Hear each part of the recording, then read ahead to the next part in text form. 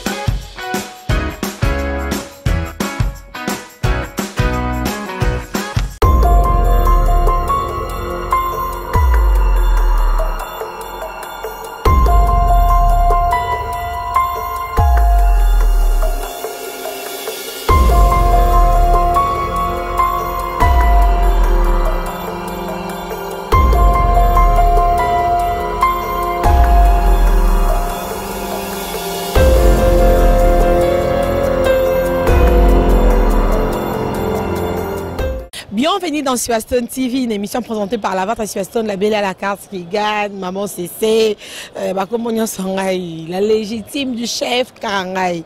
Cette fois-ci, nous allons parler culture à pays, musique. Merci infiniment celui qu'on appelle avantagé, les sponsors de notre site Swaston TV. Bonjour à Edine Goyemo, my private, my personnel. Et pourquoi pas bonjour à celui qu'on appelle Judith Lukombo. Napé Simbote, Laurent Kessebaki, c'est Christian Kabea. Napé Simbote, pas Magui Maké, c'est ma famille à moi. C'est lui, c'est toi. Et j'ai dit bonjour aussi à celui qu'on appelle Poison Cascasereka, le poison de la monnaie internationale. Le monsieur qui a de l'argent là. Bonjour à toi depuis Djobourg et pourquoi pas bonjour à celui qu'on appelle Chris Tupac, corps présentiel, Chris Tupac, corps présentiel, il y a Fiston Moko Yamote, Mabon Bassango, il y a Christine Moko, Baroui Perokende, Kennedy, Christine Moko, Gilles Moko, Tikala Moko, quoi. Donc voilà un peu. Je vais cette fois-ci parler jour pour jour, le 13 février, ça sera à Paris. Mokonzi Mbote. Ouais, bonjour, c'est Waston. Ça marche. Tranquille, hein, par la grâce du Tout-Puissant, et puis voilà. On a bien au Canada na Kofi c'est année le 13 février boy na Paris bino bonga bo poussa mikolo nani Grambo Kofi Olomide Quadra. Bon, selon le dire de mon président, faut nous allons nous emmener ça va être assez côté pour être G6 peut-être, mais c'est un artiste congolais qui fait bien son boulot, voilà. Pourquoi côté que Kofi Olomide betaille you arena na ye bino boy après bo poni ka date wana pona Paris wazé quoi. Ça dépend et dépend na biso vraiment té. Et ça, un bateau va bêtir sur le concert. C'est un produit, au fait. Un produit, un artiste, un monto. Le Charlie Chaplin, article, un film, un pour ça, on a fait film, un poteau. Bateau, ce qu'on va bêtir, un concert, on va miser l'argent dans Bango. Non, Félix, on a choisi une date, money, et ça bien, par rapport à Marmoni Totali, et ça peut-être le 13 février. Biso Sani, Biso Yaka Mamoto Yiga, Biso Songana Zui de Gasso Kinshasa. En tant que le chef du groupe, comme quand on a maman bou, moi rep, moi papa, tu peux pespina salle en haut, tu sais la publicité, tu combien tu bannis maman rep, tu peux concert. Biso Osaka Moussaya Robeta musique, le montant des Big Pomba, des Big Pomba musique. La biso Robeta musique, tu combien là, Moutalibo, Maliakana foulé. Le reste c'est le producteur avec son staff. Maman Ponaki, ils ont la bonne. Ça c'est bien chef Yabo pardon. nga lingo zonga boye po makambo ezali chef banani baobesa bino benemi ya Koffi Olomide to waze kwa ye moko ataleli relation na elle le fait que ba premier ministre ba son excellence pour ne pas citer le nom ba kombre belé na mibangisi pour na politique nana obesa bino benemi to ye moko Koffi ba producteur kaka biso tout ça tout à l'heure c'est un produit producteur asa ennemi ou ami à mon biso tali biso to za to matali ko produire to ta musique au début la musique qui est le producteur. Bon, pour le moment je peux pas citer son nom mais au moment porté en bas fiche Robima au moment ne ba charba logo ana au moment combo na et tout beau comprendre non mais avant les 13 wana il tombe na concert avant les 13 quand à Paris pe to robeta avant que tout date moi qui ça on te comme que to tche no libaya. Mais c'est une coïncidence. Mais tu vas lobby pe boy, bino boza trop générique au fait Olomide rumba. Et les gandeni. Et les canons quand débat ça rumba ça on m'a témé les bottes dans simanda comme Mutunios. Parce que tout le monde peut faire du rumba. Même yo nous a officié sur son côté calé aussi Dieu ba ko ma pe rumba. On dit chérie na ngai moté mo boy nga pas tout le monde ba nada ba beti ba nada na pesi pe moto trop à beti borne et ba binango. On comprend. Mais générique ils en ont la paroliété. Je dis que ça, il faut inspiration, il faut un matinoblo dans WhatsApp. Donc, et là, ça on va vanter. La biso tant que le net ba salo to bet na poto mine na ba za mi ba spectacle. To yema na biso mo so yema banzembo na biso to na banzembo so to yema to na article 23 mais ba sala mine tala ka poto ba tu bébé la succès de sali poto na mon en live té. Toi ce qu'on a chérie mamté et ça là c'est bon mais il faut spectacle parce que la danse est un langage universel, même chinois ou bien arabe. Donc tu acceptes que nous vous allez trop générique que rumba. Si vous avez en mathématiques, les français à Foucault, au monde, tu as bien, mais tu as trop fort, je les reconnais. Ah, tout ça la film vous en avez. Tout le monde fait du bon rumba. Est-ce que vous avez rumba mabé? Après ça, vous papa ou ma banzembo. Et moi, tout ma blague. Après ça, papa ou banzembo. Après ça, vous avez banzembo. Donc, vous sentez que oui, il y a rumba, kokeba, kokeba. Mais la matière, il y a robini, ça, qui tout ça trop fort. Donc, depuis que vous avez mbonda. Donc, tu as un générique makasi, c'est bien. Donc, quand vous avez un générique makasi, vous avez un WhatsApp? Bien sûr. WhatsApp numéro ni. Moi, je peux parce que il y a un code secret dans le colo. Parce que c'est un blog, un film, vous avez un WhatsApp et télécharger qui. Article 23. Yakatobina, le Charlie Chaplin, Charlot, il n'est jamais fatigué. Je n'ai pas pu arrêter. Tu es partout, surtout dans ma trace déjà, ils ont circulé partout, partout dans le monde. Surtout les challenges dans ma page, ce qui a fait X ou Z, officiel au monde dans des gars. Et puis on sentir que dans les ans qu'il est là quoi. Là ma blom sous on zamba dans ça là, zamba ça tient des autres télécharger parce que tout cas général bon ça tient ça qu'il est là. Au moins autant qu'il est là et puis mon sentir que makambo sur la vie actuelle il est là. On a si na boka on déjà. Au moins que ça blom zamba tient na WhatsApp. Là on a ça ce blog net blog. Ma blog moto pour parler bon on envoie au dévoiler ma blog quoi. Deuxième volume article 23 pour ça surprise voir dans ça satiner va play télécharger non donc vous avez déjà ressauté la culture africaine dans un pays qui vit et puis biso dans Madagascar moni Suzana Congo te biso dans Madagascar Afrique ça on pense Afrique ezali toi ben Afrique mais toi moi mpanzi donc on va toi Madagascar quoi donc il faut pourquoi parce que faut que maman imombo donc la culture africaine dans un pays qui vit mambo le en Afrique momba il y a les gars pendant c'est passé sur Madagascar donc faut comprendre que biso toi bâtiment toi hors du commun et puis donc ça non c'est on a pas fan sur balinga biso ndeka to bana verbe boza la presse te boza ka après kamite bo CP là déjà on a profité parce que il y a une émission il faut beta chocho non ça va fan au balinga culture prévu dans animateur dans mon clip solaire mon soso bon non si c'est des studios quoi on beta live dans Electro Live dans un festival de nuances né on ba grand pote faire gros là ba mi ba acoustique ba grand pote ready ba mi ba acoustique ba tout ba mi ba acoustique wana nga ce qu'on a une animation qui non ce qu'on système il y a Electro Live parce que l'animation c'est du show tu vois c'est du show bon c'est le festival de nuances Electro Live ça bientôt après il y a un morondé dans lancé ba clip il y a deux chansons là on a signé quatre albums oyo article 23 article 23 dans un moment 2 fois maître termine déplique to sali featuring dans déplique première fois vous découvrir en image pour donner la radio Zobetanango et puis chanson sous un note clip dans de chez Bimi sinon on a préparé après Electro Live on a pas na clip parce que mon va prendre un peu et embrayé so fort via que poto fallait à ça makamo mais salamité so ngo c'est nous ça livre on doit comprendre quel album mais simbilité ou quoi me belé mais simbi pour na Makasi là où la musique africaine joue on est là on joue. Là, on regarde la musique africaine. Oui, parce que là, on est la télé, on est là, on a tous les. Et puis, sur RTG, un peu de tiers. Oui, on a route ça, on est au Congo, RTG des fois, RTG plus mobile, honorable. Ministre d'État. Son Excellence, un respect, bel père. La chaîne contribue pour les artistes, au RTG, trop négligent jamais. Ça, on m'a trop. Et puis, maintenant, parce que la musique africaine. Donc, ça, c'est dans les traces. Il y a un moni, il y a un clip par exemple, on a 2 fois maître, on a mis des pliques, et puis notre DBX, ça c'est featuring dans quoi. Et puis en même temps, presque un poteau pour livre le petit moment de la sagesse, il y a une version anglaise. En même temps, c'est un livre à grammaire, assis sango. En même temps, on a une chanson, tout le monde a comme single. Chanson titre, on a It's My Call. Il y a en anglais, il explique en français le bin, non? It's my call. It's my call. Call list appel. Ça c'est mon appel. Voilà, c'est mon appel. Il y a Cuba dans les défautés. Dans des années, il y a ce qu'on dit, mon semaine américain.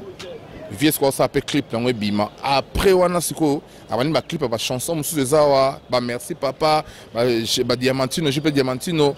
Biso na Kinsko après Electro Live na biso monte ba clip avec chanson na biso tout une vient na 8 transfert à ça les fusion tout lancer mais sans oublier que prestation scénique et to la Sabato Kinshasa chef nazo peso maloba na rotala na ngambo wana botala ndenge Kinshasa comme poto na RTG za boy des fois Chief donc moi raison a été beaucoup tanaka na poto programme ndeni bah normalement biso ni photo longa Kinto ke Mikili. Parce que nous avons s'appelle. Combien de personnes?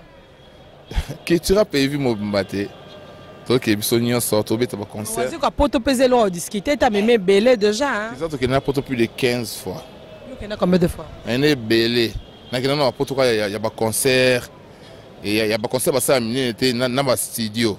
À fond tout ça on a pour toi Olympia ba concert. Donc nous attendons l'Europe grâce à Monstre d'amour, monsieur Google, monsieur Examen, Keba Kobasasuko Keba. Donc des fois, en tant que son chef, moi tout le temps je suis là dans les médias pour nous défendre le mouvement. Les gamins na TVT. Le boss on a mis tout au san. Ça peut le but juste dire autour la que aux chef moko incompétent que tu me rien que ça les la rayon ensemble.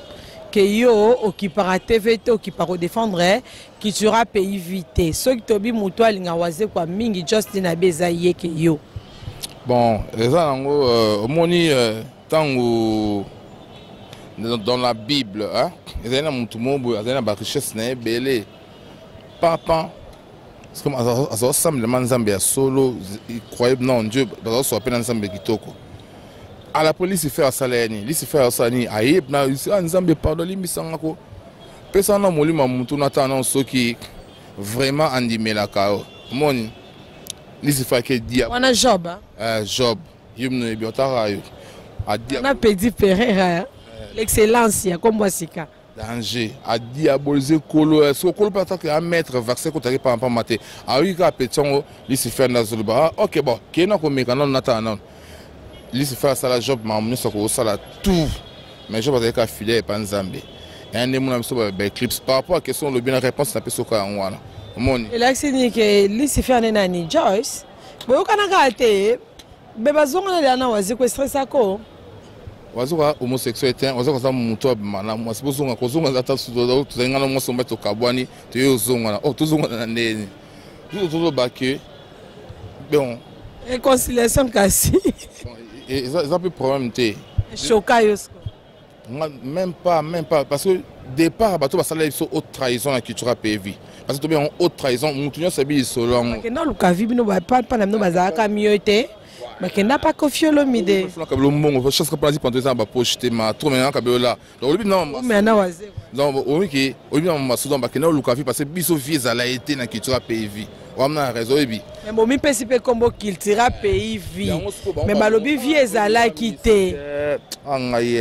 OK, donc ba ke ba longa parce que ba ko lukane vie kuna. Parce que biso ko auto tika to mais so passe na bisengo.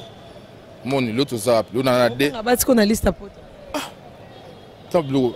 Donc moi on voit ça quand tu liste na mutu ya bato ba ke poto. Ya liste on appelle quand ça mutu na après na zakata yo bien na petit na te monde ni boza OK fait tout ça na bon peuple poser. On a patron na ngai président na ngai ma papa na ngai chef d'orchestre culturel PV. Na tombete en temps je sais diriger mon groupe, je dirige bien.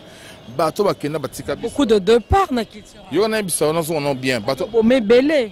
C'est pas grave. Moi, bateau Bakena, on est en full batika, c'est au trahison. Depuis Bakena, on a fait plus grand que eux. Tu veux dire, Mali en a full, tu veux dire, Olympia, tout ça, Bakena, Fimbu, dans une soirée, équipe 60 et l'autre. Donc, et là, c'est que vous sentez qu'ils ont une jalousie. Non, envie, qu'on a pouvoir,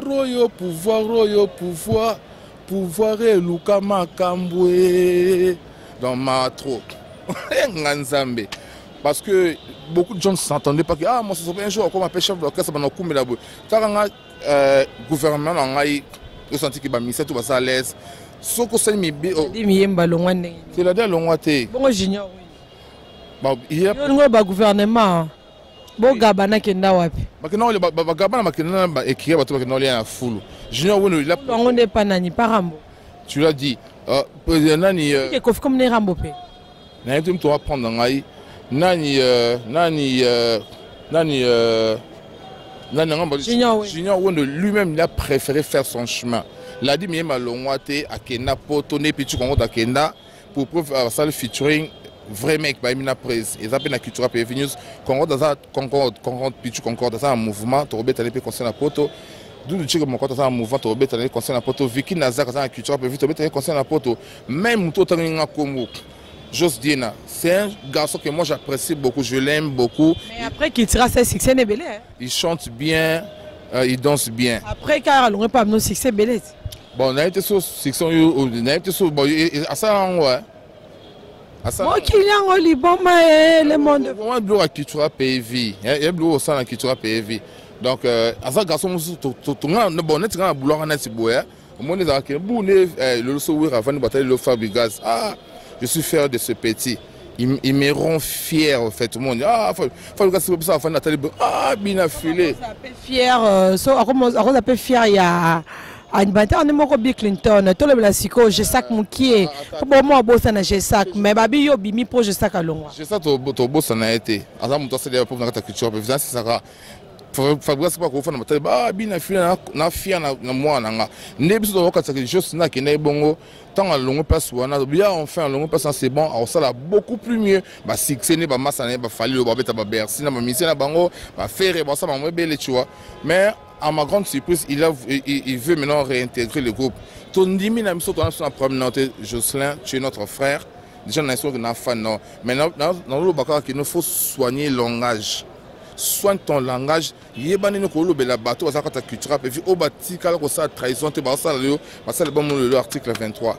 So ça remarque on peut ça mission culture pe mais tu as nos numéros tu peux nous appeler. Toi tu veux regarder ça à la télé. OK, on va regarder ça à la télé. Moni, foyer baka on vous en respect.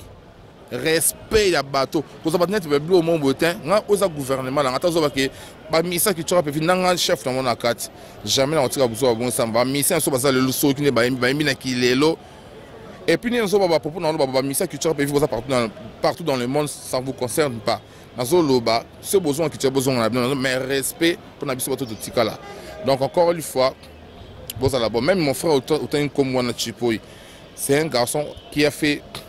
Moi, qui tu as mis en mais à l'époque, mon culture, culture PV, ça la plaine, il y a un monstre d'amour, mes examens.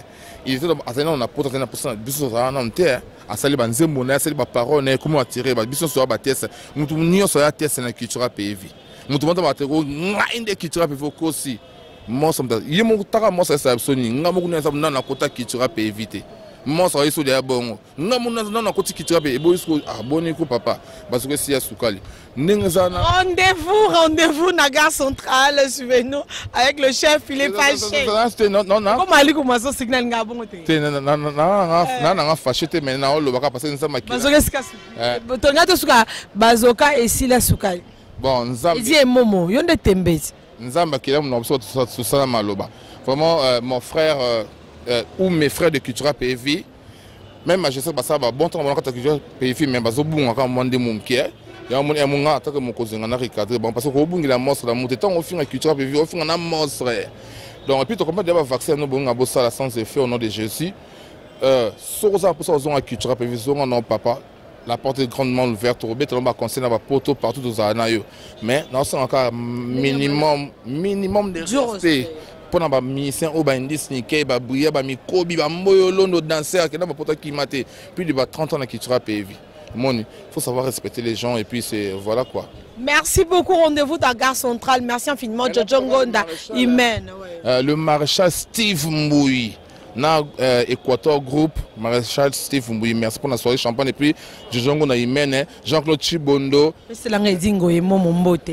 Edingo Momo, Jogo Obimana, Electro Live et puis Willy Mandala. Merci, excellent Chris Tupac, corps présentiel.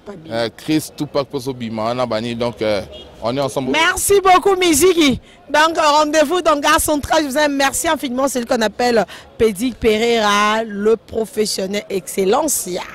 Bye.